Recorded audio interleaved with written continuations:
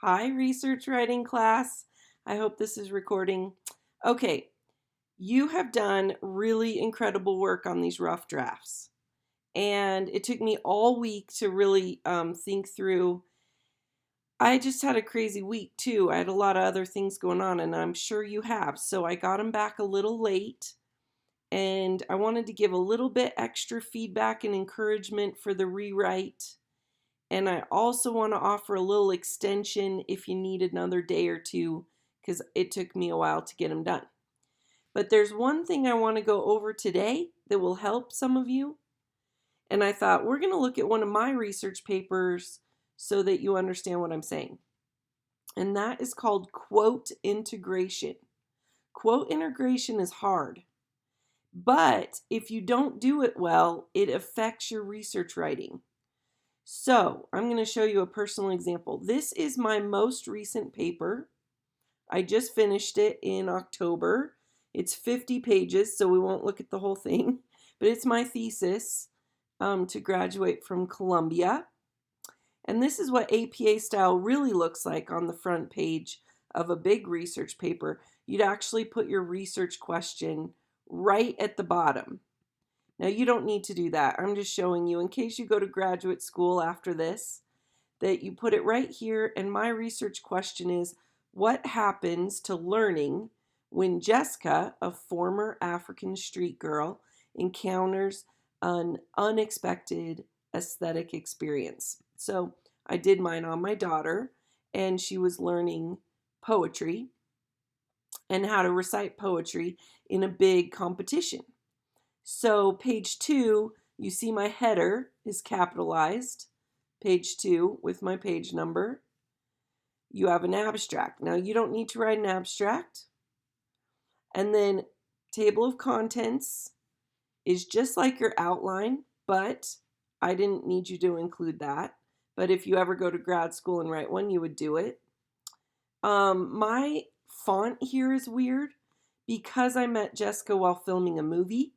I decided to do it like a movie script, but just ignore that because that was just to be creative. But then you'd have an introduction and you'd have some sort of big introduction in your piece before you get to chapter 1, basically. And my intro is like 10 pages, I think. We don't need to look through the whole thing. It's 6 pages. So anyhow, what I want to show you is my quotes integrated. The goal is to have a lot of variety of quote integration. And there's 3 kinds of quote integration. The most beautiful version is called blending, okay? And I'm going to show you one here in green. This is where I'm blending the quote right into my own sentence. Dr. Green tells us to think of education as opening public spaces, blah, blah, blah. You see how I didn't need any punctuation here? Because it flows perfectly like it's a whole sentence. Dr. Green tells us to think of education, da da da da. I don't need a comma. I don't need a colon. I just read it smoothly. That's called blending, where I took off the beginning of her quote and I stuck the most important part of her quote into my own sentence. I'm going to show you another example. Don't panic. It sounds harder than it is. Then at the end, I cited where I got this quote. It's from her piece in 1995. And that's because I have many pieces by Dr. Green I've read. So I want the one from 1995 on page 68.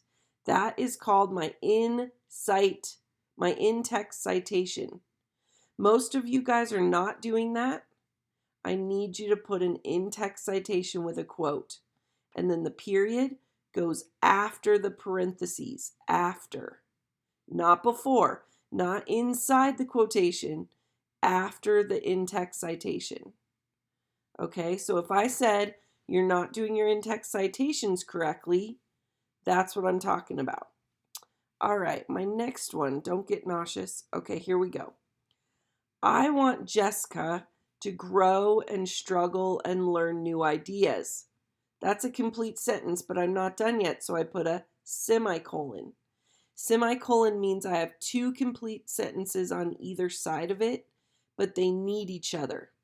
So I want Jessica to grow and struggle and learn new ideas, semicolon, learn new modes of self-definition, learn new beginnings arising from an emerging awareness of difference and possibility. Do you see how I made the quote by Dr. Green fit perfectly into my sentence? I only took the most important part of her quote. I have no idea what the beginning of it is. So I wrote my sentence, I found out the most important part I want, and then I smoothly blended it into my own sentence. And then my in-text citation of what book it's in, what page it's on, and my period at the end. Okay? And then I go on to say, I want her to discover ordinarily unseen and unknown dimensions of her own experiences before college in real life. You see how I put the quote, this person's quote, in the middle of my sentence. So a little bit of variety there. Okay?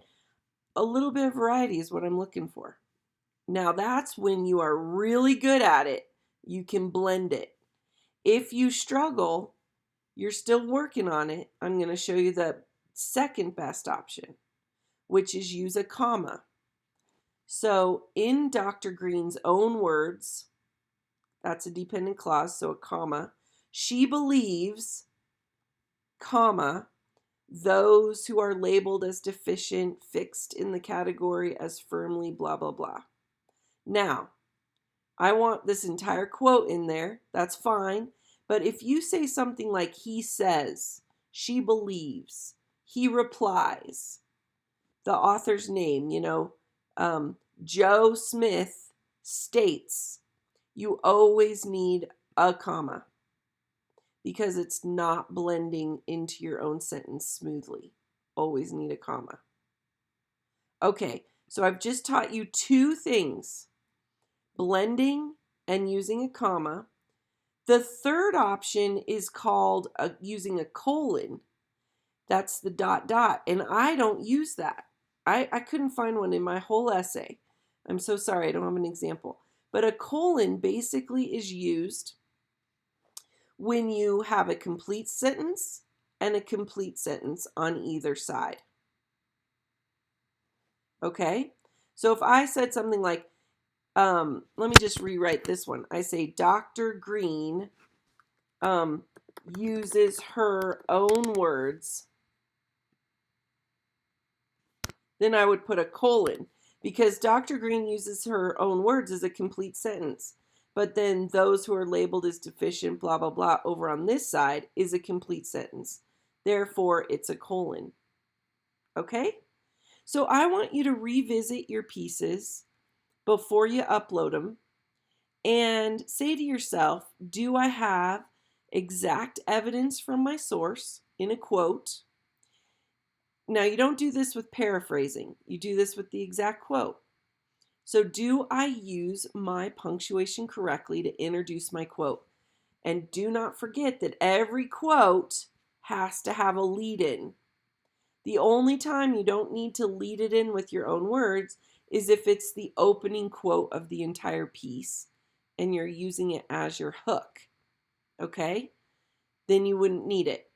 But otherwise, always introduce your evidence, always follow it up with your in-text citation, and always a period after the parentheses. Whew, I hope you got something out of this. Good luck. Now, I was a little late on your papers this week. If you need another day or two, I'm not even going to notice. I'll give you a day or two. I have about 2 of you, maybe 3, who haven't written your rough draft yet. Keep persevering. Email me if you need me. Okay? I'm here for you if you need me, and I will talk you through it if you need to talk on the phone. Okay, you guys are doing great. Just keep up. Keep up the great work on the discussions. Everyone seems to be really learning a research paper. Slowly but surely, we will have good, confident pieces by the end. All right, have a super day.